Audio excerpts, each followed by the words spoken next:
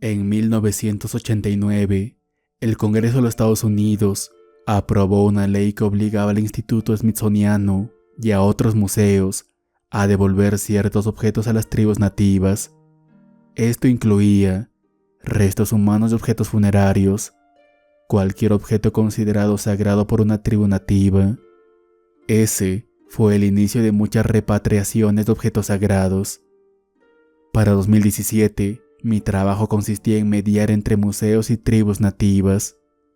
El proceso solía ser el mismo. 1.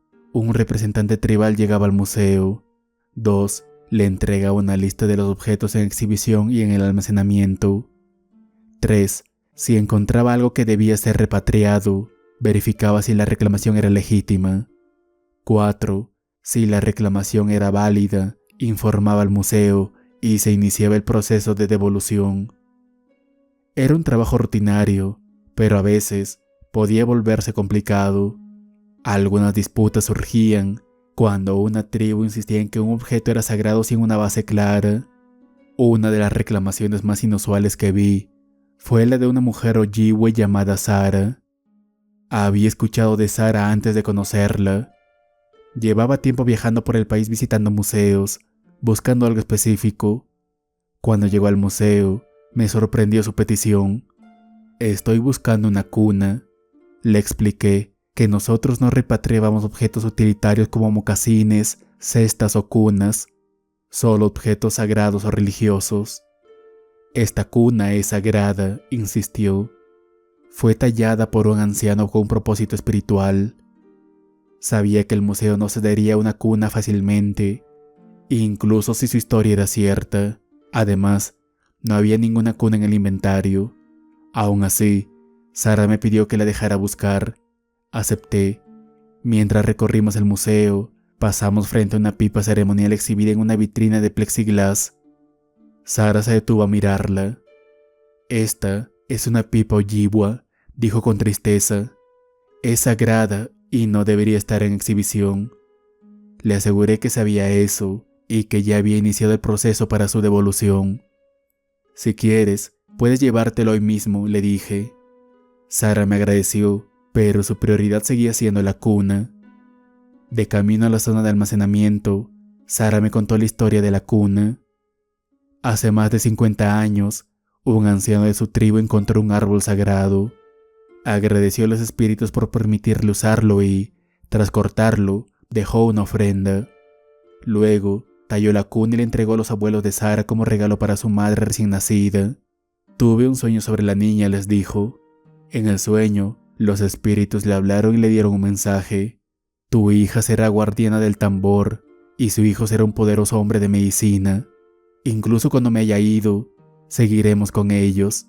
Después de decir esto, el anciano bendijo la cuna con una oración. Por eso es sagrada, me explicó Sara. Le pertenece a mi tribu, le pertenece a mi hijo. Fue entonces cuando noté que estaba embarazada. Sara colocó una mano sobre su vientre y me miró con seguridad. No supe qué decir. Cuando llegamos al almacén, abrió la puerta y Sara entró. Entonces se quedó sin aliento. Está aquí, susurró. Intenté recordarle que no había ninguna cuna en el inventario, pero ella ya estaba corriendo por los pasillos. Se detuvo frente a una caja grande etiquetada como basura. La abrió y dentro había una cuna de madera maciza, bellamente tallada.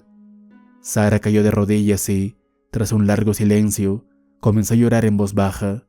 No sabía cómo reaccionar. Te dejaré un momento a solas, le dije, saliendo del almacén.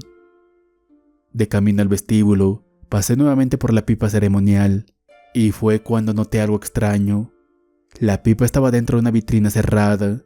No había forma de tocarla, pero ahora estaba desarmada. No parecía haberse caído.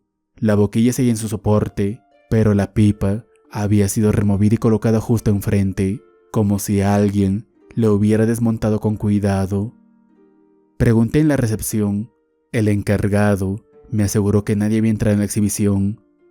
Me quedé mirando la pipa, tratando de entender qué había pasado.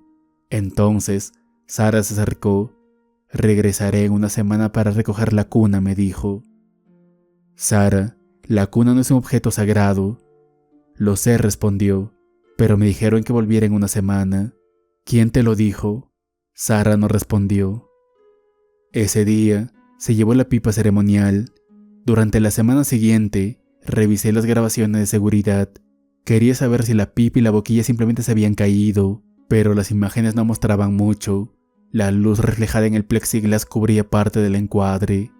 Lo único seguro es que nadie se acercó a la vitrina entre el momento en el que Sara y yo la vimos y cuando volví a encontrarla desmontada. Una semana después, Sara regresó. Para entonces, la situación había cambiado.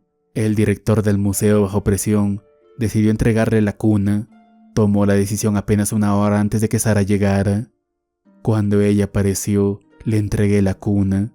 Era un procedimiento inusual y poco ético, pero internamente me reí.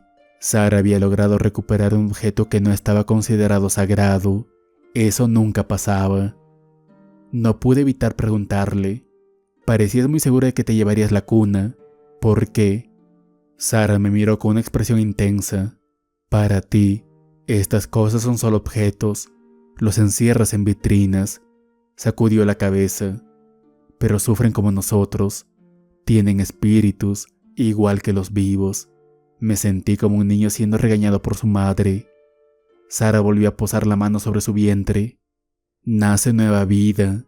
Los ancianos mueren, pero los espíritus permanecen. Si escuchas, también los oirás». Después de eso salió del museo y nunca volví a verla.